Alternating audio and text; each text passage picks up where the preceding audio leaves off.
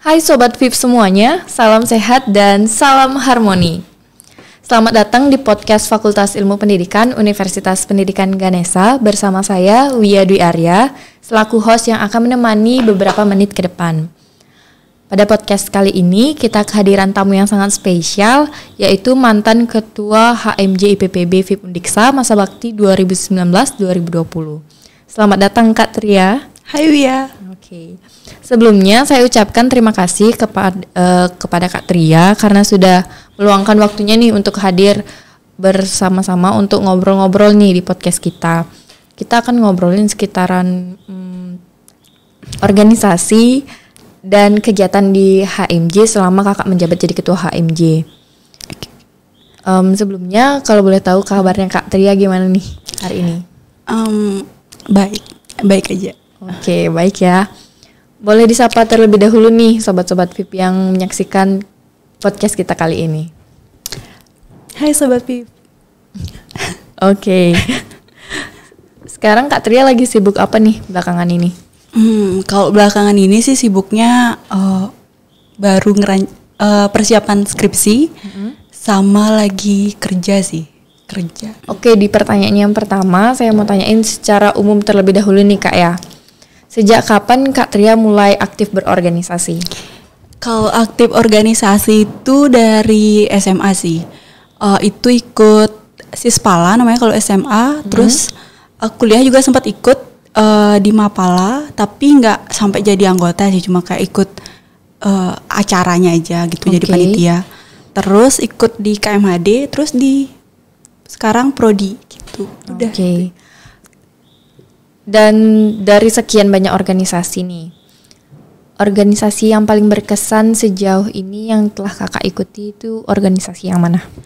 Kalau organisasi sih yang paling berkesan tuh sama kayak yang paling mengajarkan kakak gimana cara organisasi itu kayak di KMHD sih, karena di sana tuh kayak lebih rapat aja tuh, kayak runtun banget acaranya, dari pokoknya doa semua deh runtun dia.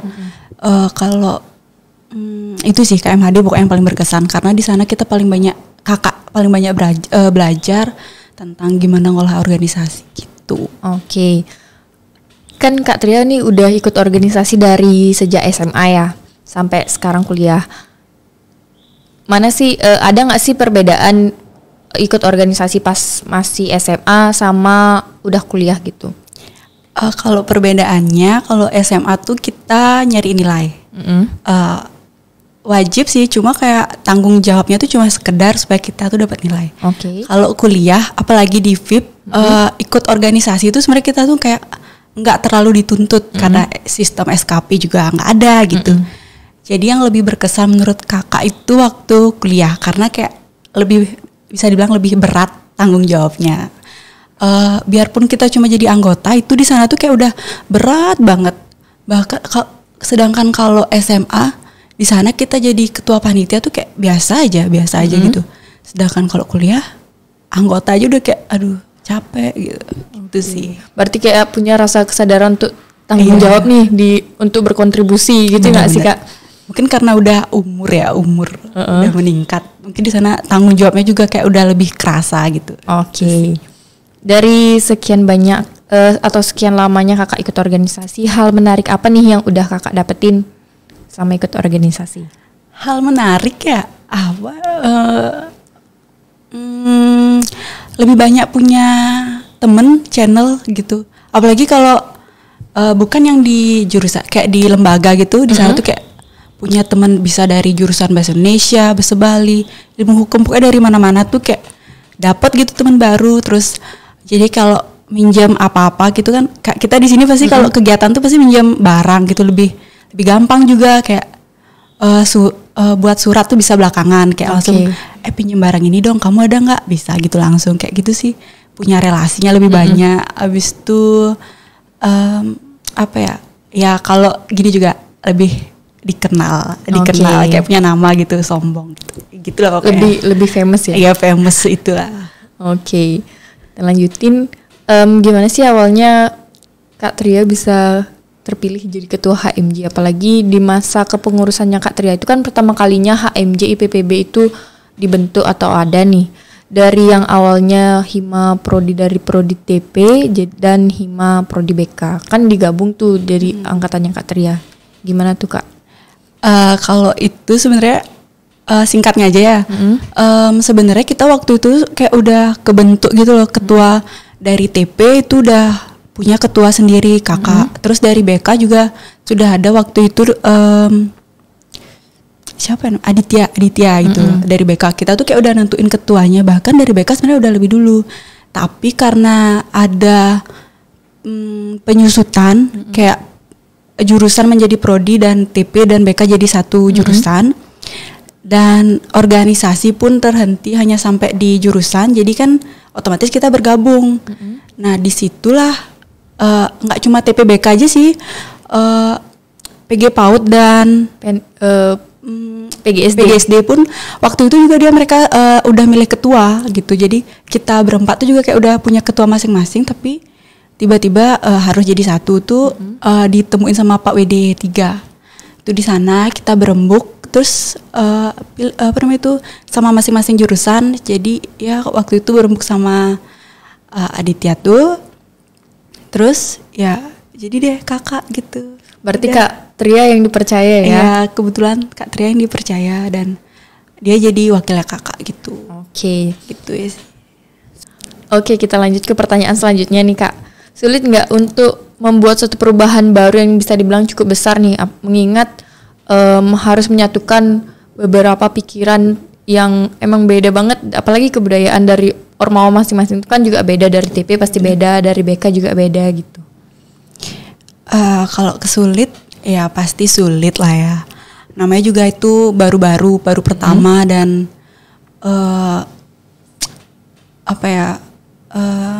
rumit lah pokoknya. Susahnya tuh di beberapa kegiatan kita tuh ada kegiatan yang berbeda.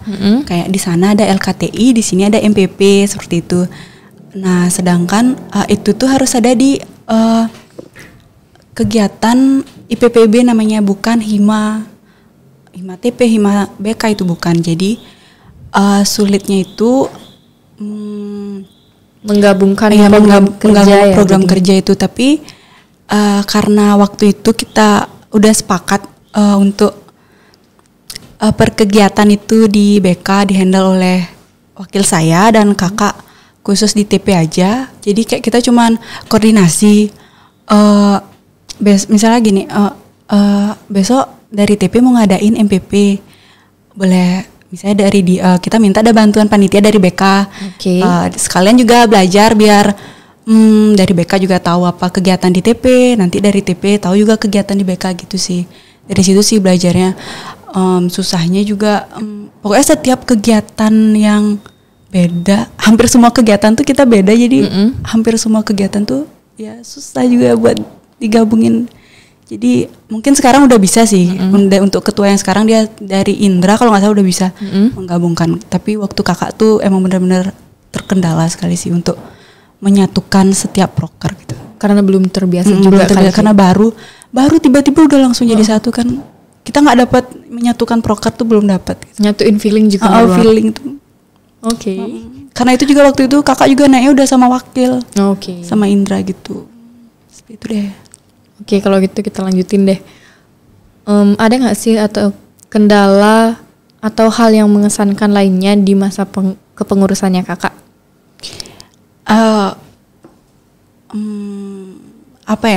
Gini, kalau menurut kakak yang paling berkesan itu setiap kegiatan yang rumit, yang misalnya banyak masukan, itu tuh pasti bakal lebih kita ingat di sana. Kayak kegiatan, kalau kakak kan menghandle khususnya di TP nih, jadi kakak mungkin ceritanya lebih banyak dari prodi TP gitu ya.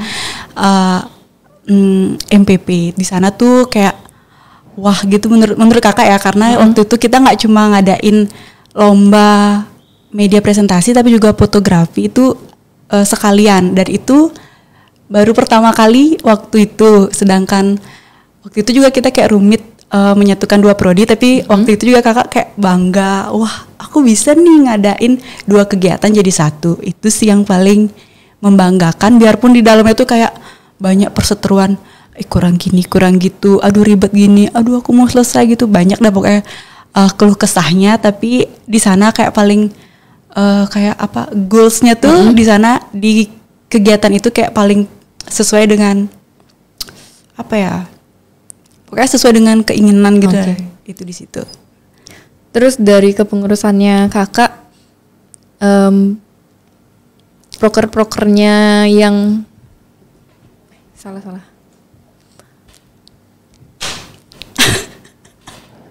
tar dulu tahu aja. Oh iya.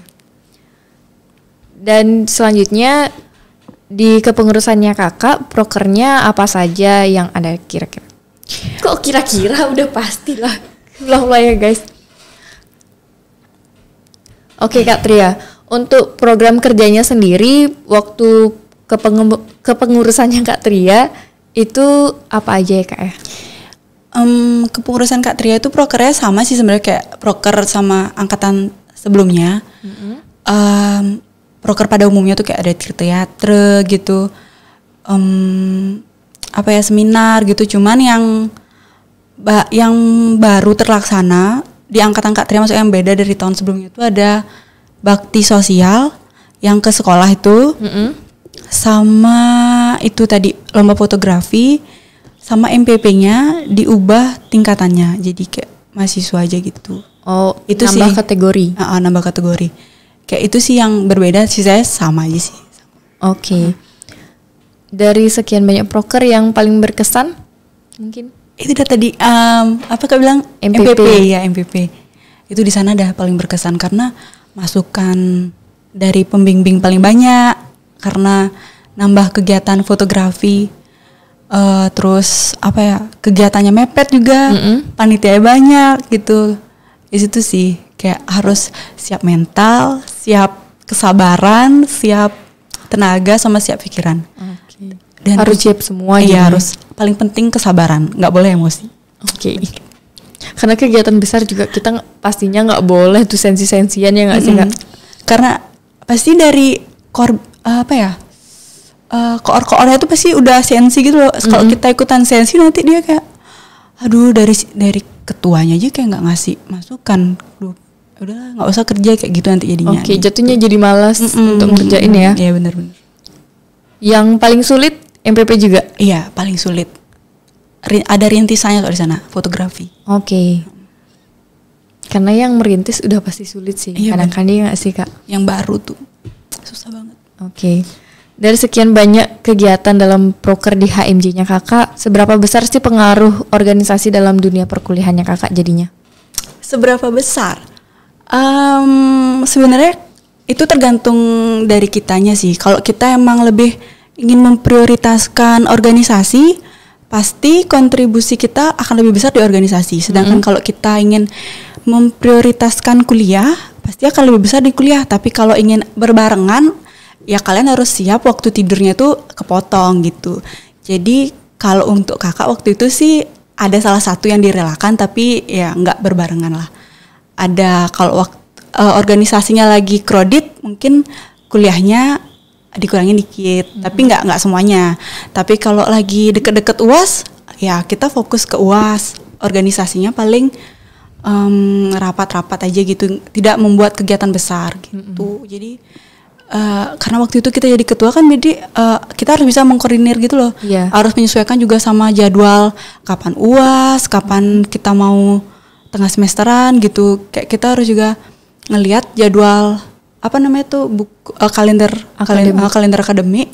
Di sana kita sesuaiin, kalau udah dekat UAS berarti kita kondisiin ini proker mau dimajuin apa dimundurin, biar nggak bentrok gitu nanti, biar nggak ada alasan aduh aku buat proyekku belum selesai gitu. Karena pada dasarnya kan kita kuliah tuh emang untuk belajar gitu. Organisasi itu sebenarnya harusnya sampingan, tapi dengan kita yang kreatif buat ngelihat kayak gitu, jadi kan nggak ada bentrok sih gitu. Sempat bentrok berapa, tapi ya bisa diselesaikan gitu. Harus pinter-pinter untuk ngatur skala prioritas ya pastinya. Iya, ya Kak ya. Skala prioritas tuh. Oke. Nah kan tadi kakak tuh jenuh, pernah nggak sih ceritain kejenuhannya itu sama temen gitu untuk sharing gitu? Pernah. kakak tuh punya satu temen yang dari SMA sampai kuliah ini kita tuh kayak bareng, bahkan kos saya depan-depanan. Oke. Itu dia, sama dia cerita karena kan dia juga dipercaya jadi ketua di organisasi lain, jadi kayak ya nyambung lah cerita kita gitu.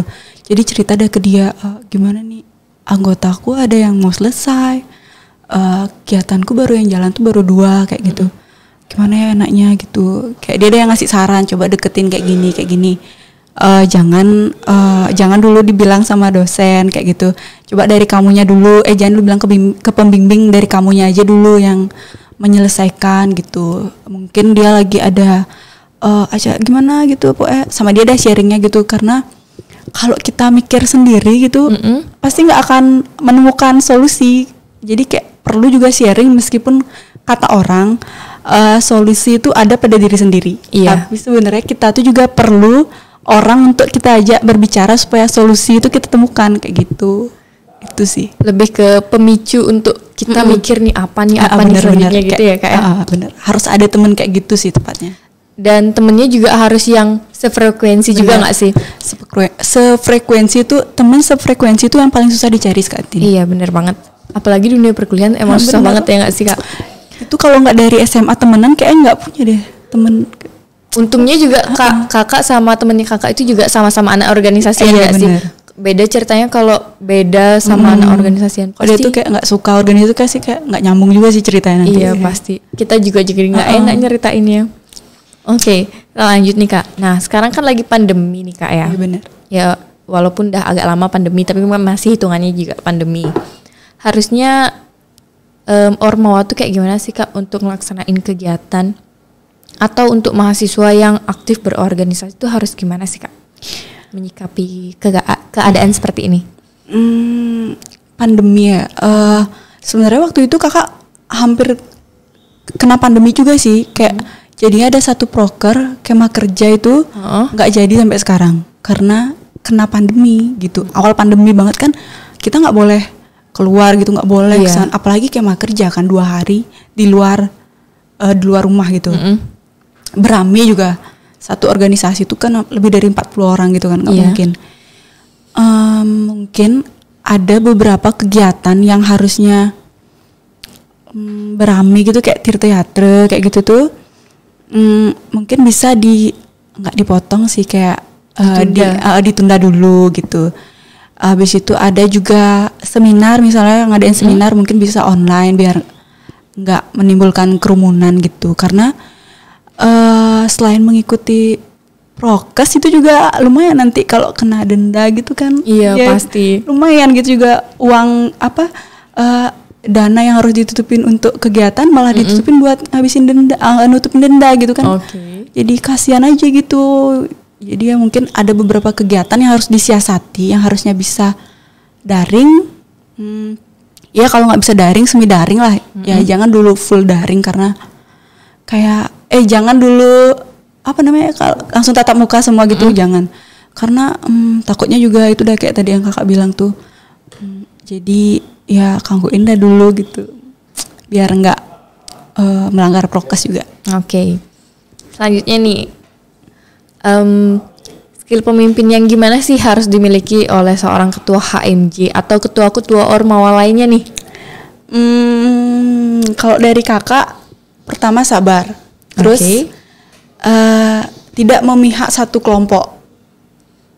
Ya karena di organisasi itu pasti ada kelompok ini, kelompok itu, meskipun dia satu prodi. Jadi kayak misalnya dia bisa dibagi per angkatan atau per bidang gitu, pasti ada tuh. Jangan memihak satu kelompok.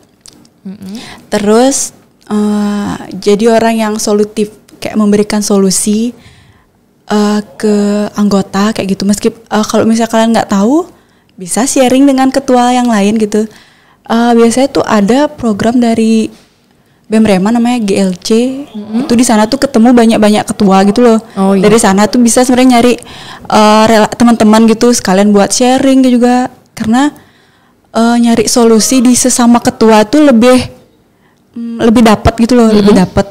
Jadi kayak untuk menyelesaikan masalah di anggotanya. Terus yang enggak gimana ya? Kalau kata orang cewek tuh baperan. Jadi kalau misalnya kalian wanita, jangan jadi yang baperan gitu kayak baru dikit-dikit diomongin udah kayak udahlah aku berhenti aja jadi ketua gitu. Jangan, nggak segampang itu berhenti jadi ketua gitu loh. Kalian tuh naik jadi ketua tuh diangkat pakai SK, turun pun juga harus pakai SK nanti kalau mau selesai gitu, mau menyelesaikan diri sendiri gitu.